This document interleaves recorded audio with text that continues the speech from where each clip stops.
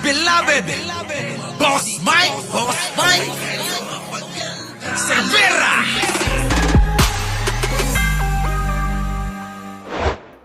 Tatay Digong, where na you? Sabi rito, mga kababayan, no? March 8, ngayon lang to. March 8, ngayon lang po ito, mga kababayan, ha? Kumakalat ngayon ang litrato ni dating Pangulong Digong habang pasakay ng Cathay Pacific Airways Flight CX-912 sa Ninoy Aquino International Airport or NAIA 3. Napatungong Hong Kong nitong Biyernes. Oo, Marso 7 alas 8:42 ng umaga. Putik na yan, si Digong. Tumakas na. Kawawa naman ang mga DDS na to. Iniwang kayo ng phone nyo. Wala na, mga kababayan. Pangit na pangitain na to. So mga kababayan, akala siguro nandudong pa ako. Digong, nakauwi na ako. Nasa studio na nga ako, oh. Wala na, Digong. Ano na? Punta na ng China. Tapos, anong gagawin mo dyan? Ha? Patay na, no, mga kababayan, ha?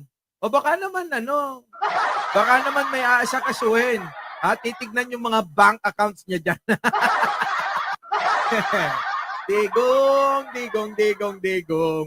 Asang ka na raw? Oh, ano na, mga kababayan, baka may mga DDS dyan. Nagpaalam ba sa inyo si Digong? Tanong ko lang. Meron ba? O, mga DDS, mag-like na kayo, ha? Sabi ni Gerson Canlas, magtatago. Nako! Eh, ano pa nga bang gagawin niya, mga kababayan? Eh, paano, mga kababayan? Wala na eh. Alam nyo, yung survey, saan? Sa Davao? Naku, mga kababayan, napakalayo ng agwat eh. Oo, napakalayo. Oh, eto, mga kababayan, ha? Oh, eto na. Oh, paano naman yan? Oh, Boss Mike, pakita mo. Ayan, oh. No Duterte again, sabi pa rito sa post. Pulso ng Bayan 2025. Oh, mayoralty. Oh, reference Davao City. Nako! Oh, February po yan, mga kababayan, ha? Oh, wala. Wait lang. Oh, yan na. Oh, February, Boss Mike. February 2025. Oh, ayan na. Oh, Davao City. Oh, nako! Davao del Sur, Region Region 6, mga kababayan. Nako po, eto na. Region 9 pala, sorry. Region 11, sorry naman. Labo ng mata ko talaga, oh. Region 11, mga kababayan.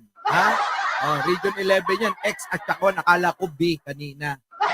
Eto na, mga kababayan, ha. Eto, grabe, oh. Ano sabi dito? 43% kay Nograles. 38% kay Duterte. At etong isa pa, sino ba ito? Hindi kilala, 15% lang, mga kababayan. So eto, PRRD bagsak rating sa Davao. Social Polls Philippines. Ang komisyon. Eto. 43%. Ako, layo niyan, mga kababayan. Malayo yan, 5. Malaki na yan. 'Di ba? So, nangungulelat na si Digong, mga kababayan. Malayo na yan. So, ngayon, mga kababayan, baka naman yan ang dahilan. Baka yan ang dahilan. So, ito pa. Binutata siya ni Drilon, mga kababayan. Drilon, pasok! Pasok! Ayan, mga kababayan, bagsak na naman, si Duterte kay Drilon. Sabi, wag na ho tayo maglokohan. Dito, alam naman natin na laban bawi kayo sa mga past statement ninyo. Alam na namin ang totoo. Sabi pa rito, di ba ikaw ang may planong ibigay ang West Philippine Sea sa China? Baka nga, binenta mo na. Sabi ni Drilon, mga kababayan. Binanatan siya ni Drilon. Alam nyo naman kasi itong si Duterte. Sali-saliwa mga sinasabi. Kaya nga, mga kababayan, minsan, hindi nyo na alam kung ano paniniwalaan nyo sa sinasabi niyan. Ang nakakaintindi na lang, alam nyo, yung mga DDS. Pero yung mga matitino, mga kababayan, basang-basa na to. Kita nyo si Drilon, binanatan na siya. Paano, mga kababayan? Kita nyo naman. Oo. Naglolokohan lagi tayo kapag eto eh. Eto, si Digong ang kausap, mga kababayan, lokohan talaga eh. At hindi na rin yan, mga kababayan, hindi na rin ho yan, makakatakas sa paningin ng sambayan ng Pilipino. Kaya nga, nako, pag napanood nyo sa social media, tapos na mga kababayan ang kalokohan yan eh. Ano sabi ng isang netizen? Pasok natin pasok. Political vlog ngayon kasi Ah, sobrang tuwang-tuwa ako sa mga nangyayari mga nakarang araw. mm. Tuwang-tuwa ako kasi nakita ko sa aking mga mata na pinagbabayaran na ng mga DDS vloggers ang Oh. ginawa nila sa Pilipinas. Grabe kasi sila magpakalat ng fake news. Ang lala. Tapos ngayon, ang bukang bibig nila, freedom of expression. Ano daw? Pakinggan nyo maigi to bago ko bigyan ng reaksyon. Pakinggan nyo pakinggan nyo. Ulitin ko lang. Makinig kayong lahat mga kababayan. Pakinggan nyo yung kanyang opinion Nako, may laman din pasok. So gusto ko lang gumawa ng political vlog ngayon kasi sobrang tuwang-tuwa ako sa mga nangyayari mga nakarang araw. Tuwang-tuwa ako kasi nakita ko sa aking mga mata na pinagbabayaran na ng mga DDS vloggers ang ginawa nila sa Pilipinas. Grabe kasi sila magpakalat ng fake news. Ang lala. Tapos ngayon, ang bukang bibig nila, freedom of expression. Ano daw? Tapos yung i-celebrate ang pagsasara ng ABS-CBN. Tuwang-tuwa kayo nang idemanda ni Duterte si Maria Ressa. Tapos ngayon mag-freedom of expression kayo. Sa alam mo, hindi ko kayong maintindihan. Pini-question yung korupsyon ng Romualdez at Marcoses ngayon. Pero pag confidential funds, pinagtatanggol nyo. Sa ngayon, walang maniniwala sa inyo. Hindi pera ng bayan at kapakanan ng bayan ang pinagtatanggol. Ang totoong pinagtatanggol nyo ay mga Duterte. Huwag na tayong maggagawa ano ba? Feeling ko nga ngayon, buti na lang nanalo si Marcos. Kasi si Lenny, hindi siya patola at nire-respeto niya ang freedom of expression. Kaso si Marcos ang kinalaban nyo, durog kayo ngayon. Saka yung illusion niya na malakas pa ang mga DDS. Hindi. Wala na kayo. Alam niyo kung anong meron Wala na ngayon? kayo. Yung illusion nyo. Illusion. Yung illusion nyo na feeling na marami pa kayo. At yung katotohanan na wala na kayong pwersa. Malubog na kayo. Unti-unti na kayong dinudurog ng Marcos at Romualdez. Andali, maganda tong bigyan ng reaksyon Pakinggan nyo. So gusto ko lang gumawa ng political vlog ngayon kasi Ay, dalas-dalasan mo. Okay lang yan, dalas-dalasan mo na yan. Diba? sobrang tuwang-tuwa ako sa mga nangyayari mga nakarang araw. Akay, naku, kami rin, matagal nang tuwan-tuwa eh. Eto na nga nagpapasaya sa amin lagi. Di po ba mga kababayan? Ito naman talaga nagpapasaya na sa atin. Pag nakikita na natin itong mga DDS, durog na tuloy. Tuwang-tuwa ako kasi nakita ko sa aking mga mata na pinagbabayaran na ng mga DDS vloggers ang ginawa nila sa Pilipinas. Correct. Yan po talaga ang mga nangsira sa atin Yung mga vlogger ni Digong, matindi. Palibasa mga kababayan Sila lang ang may karapatang magsalita nun Wala hong mga vlogger na mga sa asalungat sa kanila, Yari ka nun, nasabi ko na yan yayariin ka talaga kapag ka ikaw kumontra kay Digong. Nako! Grabe kasi sila magpakalat ng fake news. Ang lala. Tapos ngayon, Totoo yun, napakarami nilang nilang magpakalat ng fake news. Sobrang lala! Ayan tuloy, di ba? Namulat ang taong bayan, akala nila kasi ang mga tao, wala pang cellphone. Ngayon, mga kababayan, napapanood na tayo, tapos na. Alam na nila na niloloko lang sila ng mga vlogger ni Digong. Tuloy. ang bukang bibig nila, freedom of expression. Yan na nga lagi, oo. Kalayaang pagpamamahayag. Freedom of expression. Diba? Laging yan ang palusot. Pero nung panahon, mga kababayan ni Digong, walang kalayaan ng ABS-CBN, Walang kalayaan si Maria Ressa, Walang kalayaan ng lahat nun kasi kung ang ABS-CBN ay kinatay nila, kung si Maria Ressa ipinakulong at dinimanda nila, ano pa kaya tayo na mga kababayan, simpleng tao. Baka mamaya mga kababayan, ang gagawin nila, papasukin ka na lang sa loob, hihilahin ka, isasakay ka sa puting van, at hahanapin ka ng iyong mga kamag-anak, ng iyong pamilya. Ayun, mga kababayan, hindi ka na makita. Pagkatapos ng isang linggo, makikita ka, lulutang-lutang ka na lang doon saan? Sa Pasig River. Di ba? Oo, ganun yun. Daw! Tapos yung i-celebrate ang pagsasara ng ABS-CBN. Tuwang-tuwa kayo nang idemanda ni Duterte si Maria Ressa. Tapos ngayon mag-freedom of expression kayo. Sa alam mo, hindi ko kayong Totoo yun, mga kababayan. Noon, tuwan-tuwa itong mga DDS vlogger na to.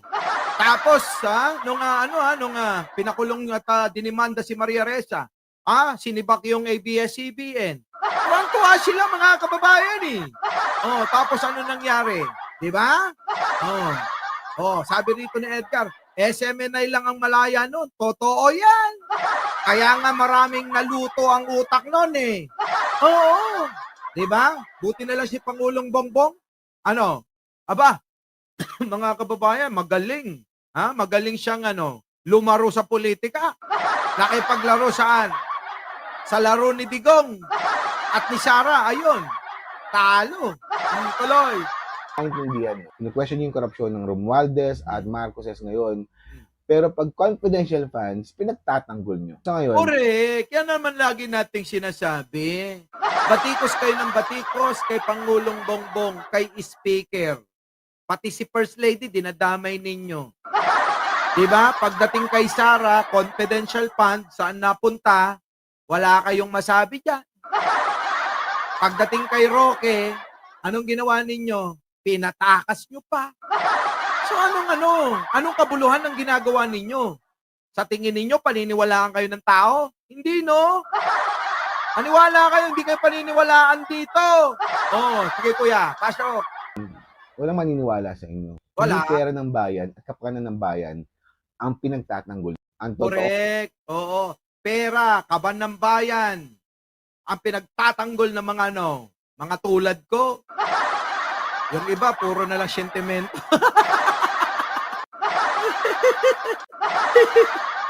Ako nagtatanggol dito, yung iba puro sentimento. Puro sama ng loob yung hinaing. Utik na yan. Pati pamasahe, problema. Tuloy. ang pinagtatanggol nyo ay mga Duterte. Huwag na tayong maggaguhan. Huwag na tayo maggaguhan. Duterte lang pinagtatanggol nyo. Kuya, lagi ko sinasabi yan dito. Sabi ko, wala naman talaga, hindi naman sila para sa bayan. Kung hindi, mga kababayan, para lang sa mga Duterte yan. Di po ba, mga kababayan? Oy, naku, mga kababayan ko, kita nyo sa lahat ng mga issue ng mga Duterte, tahimik yan. Feeling ko nga ngayon, buti na lang nanalo si Marcos. Kasi Ay, naku, buti na lang talaga. Oo, buti na lang! Nanalo, Arnold, nanalo si Marcos. Kahit ayaw-ayaw, hindi binoto ni Arnold yan, nanalo pa rin, Diba? Wala kayong magagawa. Presidente na si Pangulong Bongbong Marcos. Dapat, tinutulungan ninyo. Kayo pa naninira dito. kaya Nino, hindi siya patola at nire-respeto niya ang freedom of expression. Kaso si Marcos ang kinalaban nyo, Ako. durog kayo ngayon. Siyempre! Durog talaga yan!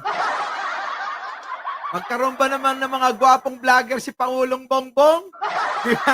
At magkaroon ng magaganda, gwapong taga-suporta? Paano hindi madudurog yung mga yan? Ay nako, mga kababayan, pasalamatan ninyo mga sarili ninyo.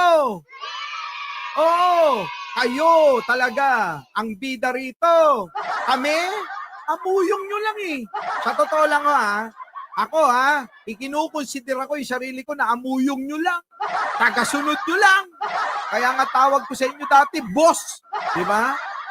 Boss ko kayo eh. Arnold Lopez, handa mo na yung address mo, message mo na. Papadala ko na yung mga t-shirt nila. Diba? Dumating na lahat. Yung galing Italia. Naku, mga kababayan, ang ganda. Diba? Sige, tuloy. Wala na, durog na yung mga DDS. Durog na durog. Durog na durog, parang durog na paminta. Diba? Hoy, yung mga bakla dyan, umamin na. Alam ko naman, pinadurog nyo na yung mga itlog nyo sa Thailand. Pero yung iba dyan, nagpapanggap pa.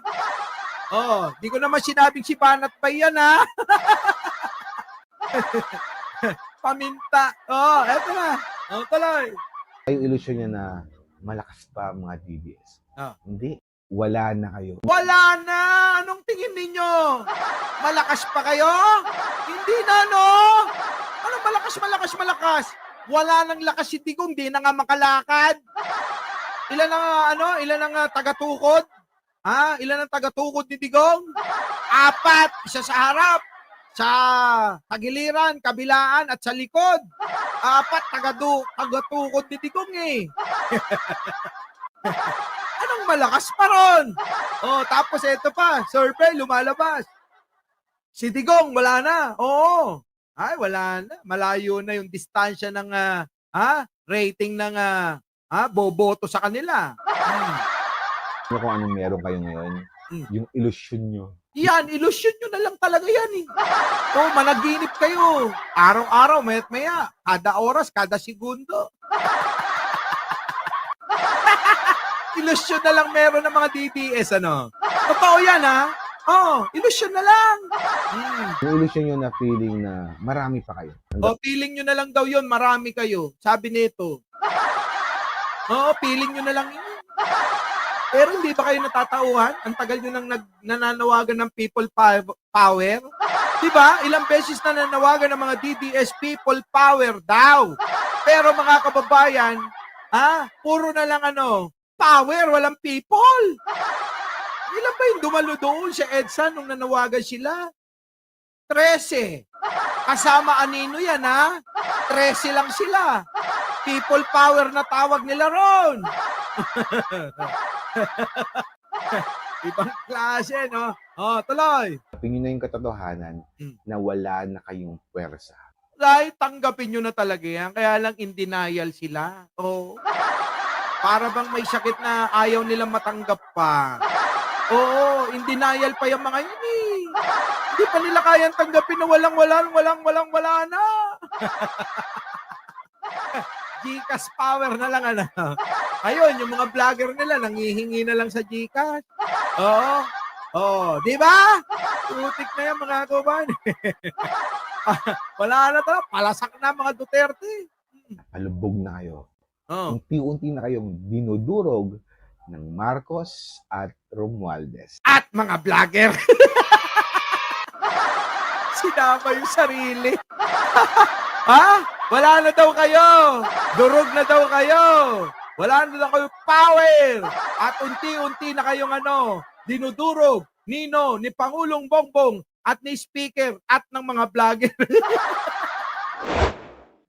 Our beloved Boss Mike.